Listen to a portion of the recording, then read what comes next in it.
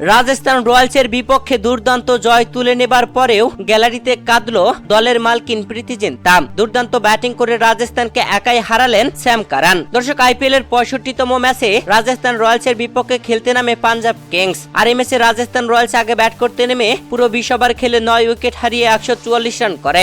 145 রানের জবাবে ব্যাট করতে নেমে পাঞ্জাব কিংসের হয়ে দুর্দান্ত ব্যাটিং করেন স্যাম কারান। একাই অপরাজিত ব্যাটিং ইনিংস খেলে দলকে জিতিয়ে নেন, যেখানে শুরুতে বেশ কয়েকটি উইকেট হারিয়েছিল। পঞ্চম স্থানে ব্যাট করতে নেমে স্যাম কারান একদম শেষ পর্যন্ত খেলেন, যেখানে শেষ 2 ওভারে যাওয়ার জন্য প্রয়োজন ছিল 15 রান। সেখানে 5 বলে 15 রান তুলে দলকে জিতিয়ে ফেলেন স্যাম কারান। 41 বলে 63 রানের ঝড়ো ব্যাটিং ইনিংস খেলেন স্যাম কারান। দর্শক, এই ম্যাচে রাজস্থান রয়্যালসের বিপক্ষে 5 উইকেটের জয় তুলে নিয়েছে পাঞ্জাব কিংস। আর এই জয় তুলে নিয়েও যেন হতাশ গ্যালারিতে থাকা পাঞ্জাব কিংসের মালকিন প্রীতি জিন্তা, কেননা প্লে অফসের সমীকরণে যে তারা যোজন যোজন পিছিয়ে। এবারের আসরে প্লে অফসে ওটা হবে না পাঞ্জাব কিংসের।